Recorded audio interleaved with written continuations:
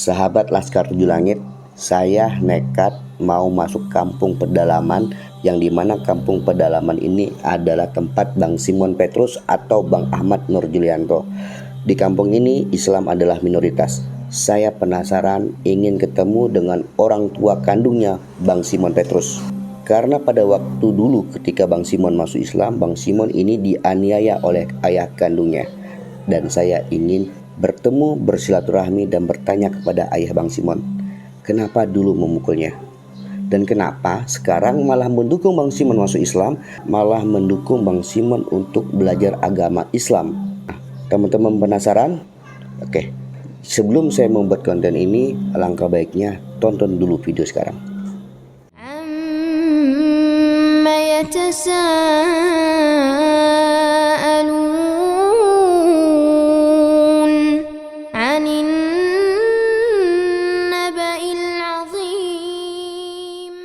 Assalamualaikum warahmatullahi wabarakatuh. Dengan Bang Ilham di channel Laskar Tujuh Langit. Kali ini saya akan membuat konten tentang Bang Simon Petrus atau nama Islamnya adalah Muhammad Nur Julianto. Kemarin sudah saya buat konten beliau ini beberapa episode dan banyak sekali netizen yang penasaran dengan keadaan kampung halamannya Bang Simon. Soalnya narasumber saya ini ada dua nama Ahmad. Pertama Ustadz Ahmad Antoni, yang kedua Bang Ahmad Nur Julianto. Kenapa Bang Simon atau Bang Ahmad ini ingin saya angkat kembali? Karena banyak sekali netizen, para penonton di channel Laskar Tujuh Langit penasaran atau kepo dengan keadaan kampung Bang Simon, terutama tentang ayahnya Bang Simon, yang dulunya ketika Bang Simon masuk Islam ini sangat menentang keras, tidak setuju. Dan bahkan Bang Simon ini atau Bang Ahmad ini mendapat penganiayaan oleh ayah kandungnya sendiri karena kepindahan agama Bang Simon dari non-muslim menjadi Islam. Sebelum saya lanjut, saya mencoba berikhtiar, berniaga, menawarkan British Propolis. British Propolis ini berkhasiat untuk menjaga stamina tubuh, imunitas tubuh, dan juga untuk mengatasi berbagai macam penyakit seperti MA kronis. Nah, saya dan istri saya ini sakit MA. Semenjak minum British Propolis, alhamdulillah badan agak enakan, dan istri saya yang dulunya tidak bisa beraktivitas semenjak minum British Propolis ini bisa melakukan aktivitas. Semenjak istri saya sakit, saya nggak bisa kenapa-kenapa dan tidak bisa juga buat konten karena ngurus anak, belanja gitu ya dan sebagainya. Nah, semenjak minum ini istri saya dan saya alhamdulillah sudah bisa beraktivitas. Dan ini untuk dewasa, dan yang botol, yang biru, yang hijau ini untuk anak-anak. Jadi selain penyakit MA, British Propolis ini juga berkhasiat untuk mengatasi masalah diabetes, darah tinggi, stroke, dan banyak sekali penyakit lainnya. Dan salah satunya jika kalian mengalami luka bakar, nah cukup diteteskan, insya Allah dalam waktu beberapa hari ini lukanya akan cepat mengering dan sembuh. Oke, kita lanjut. Kenapa saya mau mengangkat kembali kisah dari Bang Simon Petrus atau Bang Ahmad Nur Julianto. Jadi Bang Ahmad Nur Julianto ini dulunya adalah kepala dusun di sebuah kampung pedalaman di salah satu kabupaten yang ada di Kalimantan Barat. Apa sih namanya kabupatennya? Kabupatennya adalah Kabupaten Sintang. Perjalanan dari kota Pontianak menuju ke Kabupaten Sintang itu jika dengan menggunakan motor itu jarak tempuhnya memakan waktu sekitar 12 jam. Dan kalau menggunakan mobil ini justru lebih lama lagi. Kondisi jalanan menuju ke kampung halamannya Bang Simon ini kondisinya tidak begitu bagus. Nah, jadi memerlukan ekstra hati-hati kalau kita masuk menggunakan mobil. Dan Bang Simon ini dulunya sangat anti dan atau membenci dengan agama Islam. Dan dia ini takut, paranoid dengan orang-orang yang menggunakan sorban atau yang berjenggot panjang gitu. Kenapa? Karena dari omongan mulut ke mulut bahwa yang memakai sorban dan memiliki jenggot yang panjang itu adalah teroris. Lihat orang berjenggot, lihat orang pakai sorban, dikirain teroris. Kirain teroris. Memang takut saya. Itu dapat informasi dari mana tuh kok setiap orang yang pakai sorban sama orang yang pakai jenggot Itu teroris itu tahunya dari mana tuh Bang? Nah itulah namanya dengar-dengar orang kan. Itu anggapan abang tuh orang itu teroris. Iya, waktu belum Islam sih tetap menganggap teroris atau menganggap sifatnya itu keras. Dan ini sampai menyebar ke kampung-kampung pedalaman. Dan saya mendengar istilah-istilah teroris yang memakai sorban jenggot ini tidak hanya di kampung Bang Simon, tapi setiap daerah-daerah yang saya kunjungi, rata-rata masyarakat yang non-muslim beranggapan bahwa Islam itu adalah agama teroris dan semacam terbranding ya, di pikiran alam bawah sadar mereka bahwa yang melakukan teroris ini adalah yang berpeci putih, yang memakai sorban, yang memiliki janggut panjang. Maka dari itu Bang Simon sangat anti dengan Islam. Dia selain dengan anti dengan Islam, anti dengan sorban, anti dengan janggut panjang, dia juga anti dengan ajan. Karena dia beranggapan ajan itu kenapa harus teriak-teriak mengganggu orang sekitar. Ajan itu kan keras-keras. Masa sih ajan sampai keras-keras gitu kan? Dikira saya juga ajan itu sembayang. Apa orang Islam itu sembayang keras-keras begitu, aku bilang kan. Karena rasa bencinya timbul rasa penasaran dari Bang Simon. Akhirnya dia mencoba mempelajari Al-Quran, mempelajari Islam dengan cara meminjam Al-Quran dari saudara angkatnya. Nah ini yang agak unik teman-teman. Jadi teman-teman kita itu banyak ada teman muslim tapi tidak suka dengan agama temannya. Dan ini cukup banyak sekali. Dan ini salah satunya kisahnya juga dialami oleh Ustadz Ahmad Antoni. Dia senang berteman dengan muslim. Dia banyak teman muslim tapi tidak senang dengan agama Islamnya. Nah ini juga terjadi dengan Bang Ahmad Nur Julianto. Oke, setelah dia mempelajari agama Islam, akhirnya dia menemukan jawaban bahwa Islam adalah agama yang benar. Akhirnya dia mengajak anak istrinya untuk pindah agama, tapi sang istrinya menolak dengan keras untuk pindah agama Islam. Akhirnya Bang Simon itu pindah ke Pontianak, dia mencari ilmu karena dia tidak puas dengan informasi yang didapat tentang Islam. Dia pindah pergi ke Pontianak, bahkan sampai merantau ke Pulau Jawa hanya ingin mengenal agama Islam. Setelah itu dia balik lagi ke kampungnya. Berbagai macam kendala, berbagai macam ujian dan cobaan ketika Bang Ahmad ingin masuk agama Islam. Yang pertama adalah anak sulungnya meninggal karena penyakit.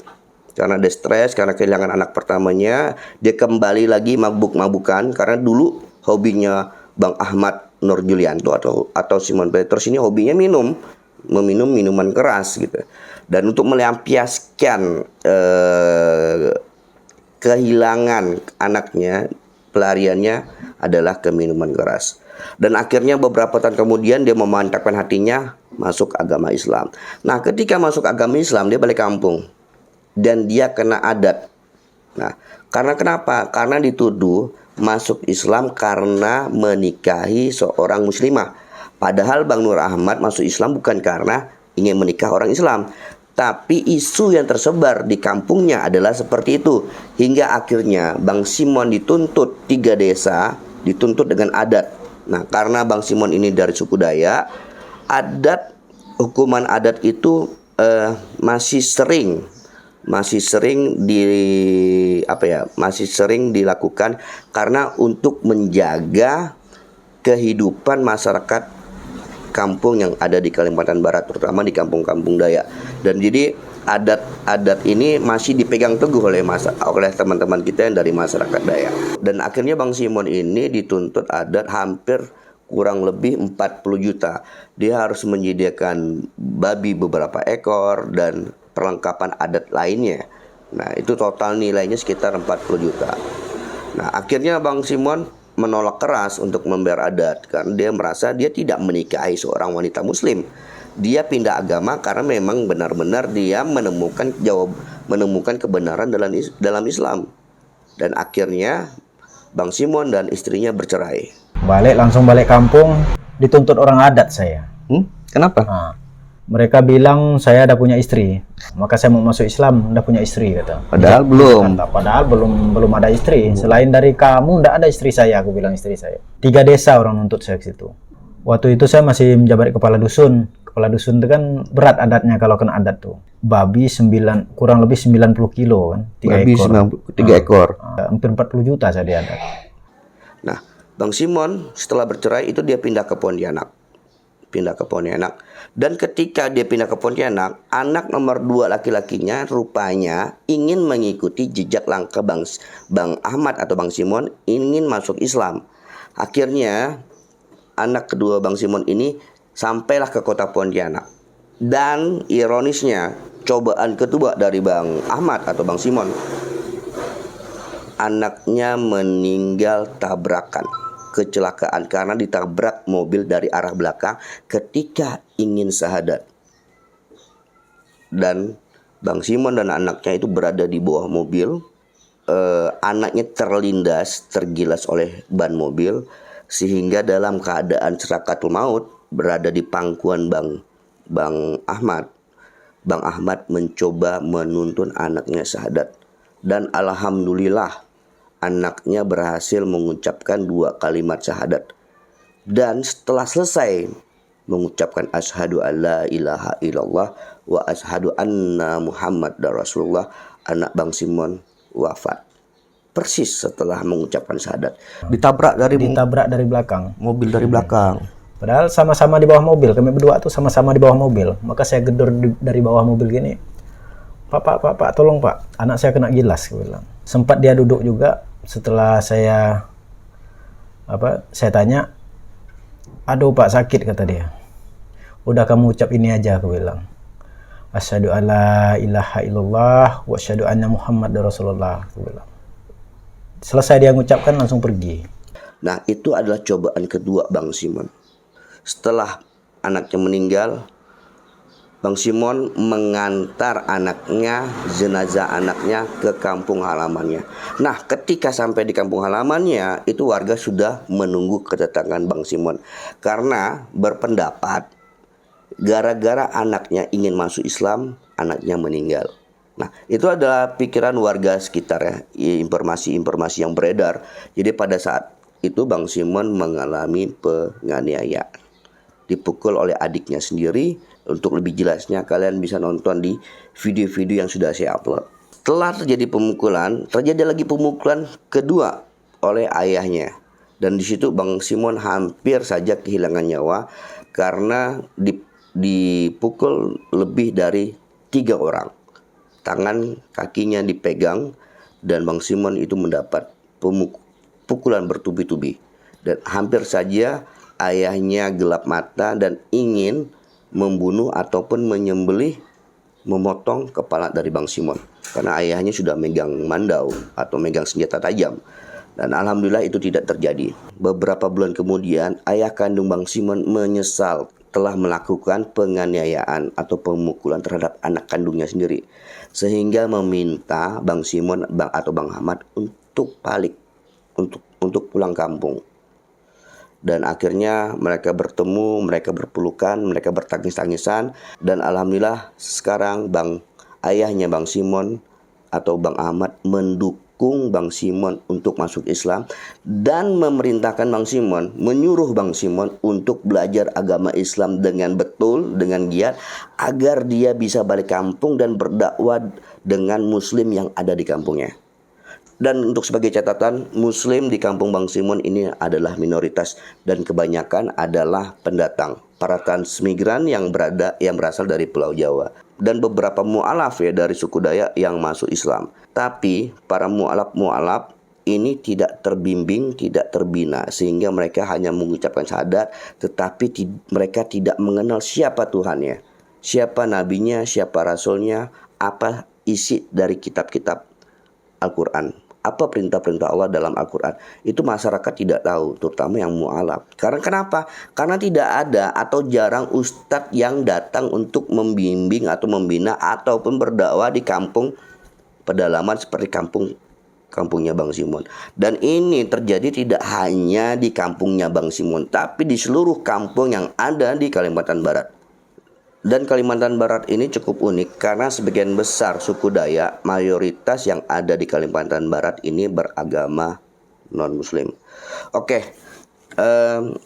jadi dengan ketika saya upload beberapa episode dari kisahnya Bang Simon atau Bang Ahmad ini, alhamdulillah disambut positif oleh penonton penggemar Laskar Tujuh Langit, sehingga banyak yang penasaran bagaimana sih keadaan kampung Bang Simon dan bagaimana sih sekarang respon dari ayah Bang Simon kepada Bang Simon. Nah, bagi yang kepo, saya ingin mewawancarai ayahnya Bang Simon. Dan ini disetujui oleh ayahnya Bang Simon. Dan jadi mereka menunggu kedatangan tim dari Laskar Tujuh Langit untuk bersilaturahmi ke kampungnya Bang Simon. Dan sebelumnya juga Bang Simon ini meminta izin kepada kepala desa yang kebetulan juga adalah sahabatnya, temannya. Dan alhamdulillah kepala desa yang kebetulan juga adalah non-muslim mengizinkan kedatangan kami. Dan uniknya kepala desa ini dulunya adalah muslim. Dan sekarang berpindah kembali ke agama asal. Kenapa? Apakah hanya satu orang, dua orang? Banyak teman-teman. Banyak sekali mu'alaf yang dulunya syahadat. Setelah dewasa mereka murtad, kembali ke agama asal. Nah, bagi yang penasaran apa sih penyebabnya, saksikan terus. Dan insya Allah nanti kita akan bersilaturahmi, kita akan membawa hadiah berupa beras. Karena beras ini sangat dibutuhkan oleh warga masyarakat, baik yang muslim maupun yang non-muslim. Kita coba bersilaturahmi, kita coba mengenalkan Islam dengan beras untuk membuktikan bahwa Islam itu bukan agama teroris, bukan agama keras. Kita bukan untuk meminta mereka masuk Islam, tidak. Kita cuma berdakwah bahwa Islam adalah agama rahmatan lil alamin, bukan agama teroris. Oke, bagi teman-teman yang ingin berpartisipasi berdakwah bersama kami, tapi terkendala jarak yang mungkin cukup jauh ataupun kondisi badan yang tidak memungkinkan untuk ikut kami pergi ke kampung pedalaman, mungkin bisa berdakwah dengan cara berdonasi ke channel Laskar Tujuh Langit. Dan alhamdulillah berkat doa, support dan dukungan dari teman-teman yang telah mensubscribe Laskar Tujuh Langit, sekarang channel Laskar Tujuh Langit sudah bisa membuat yayasan dengan nama Yayasan Laskar Tujuh Langit Indonesia. Mohon bantuannya teman-teman, mohon dukungannya, mohon doanya. Insya Allah tujuan dari yayasan ini kita ingin membangun masjid. Jadi masjid ini didirikan melalui partisipasi penonton dari Laskar Tujuh Langit. Kita tidak hanya juga bangun masjid, kita coba bangun juga pondok pesantren khusus untuk anak-anak mu'alaf ataupun anak-anak pedalaman yang ingin belajar tentang agama Islam, sehingga nantinya mereka bisa balik kampung berdakwah mengenalkan Islam. Dan kita mau juga buat sekolah dasar, dan kita juga membuat panti asuhan. Nah, ini panti asuhan cukup penting. Kenapa? Karena banyak sekali anak-anak mu'alaf korban perceraian. Setelah orang tuanya berpisah, sang anak bingung. Bahkan banyak juga anak-anaknya ini mengikuti agama orang tuanya yang murtad. Dan banyak juga terlantar yang dititipkan kepada orang-orang. Dan mereka ini perbimbingan. Dan itu jumlahnya bukan 1-2 orang. Itu jumlahnya sangat banyak teman-teman. Videonya juga pernah saya upload juga di channel Laskar Tujuh Langit. Bagaimana anak-anak mu'alaf ini ingin belajar agama Islam. Nah, selain anak-anak dari keturunan mu'alaf, juga ada anak-anak yang masih bawah umur tetapi diizinkan oleh orang tuanya yang non-muslim untuk masuk agama Islam. Anak-anak inilah yang kita selamatkan. Anak-anak inilah yang kita bantu. Maka dari itu, saksikan terus video-video dakwah, video-video motivasi inspirasi dari channel Laskar Tujuh Langit. Oke, sekian dari saya Bang Ilham. Jangan lupa subscribe, like, dan bagikan jika video ini bermanfaat. Bagi yang ingin berdonasi, kalian bisa transfer di nomor rekening yang akan kami tampilkan di video ataupun di deskripsi video. يتساءلون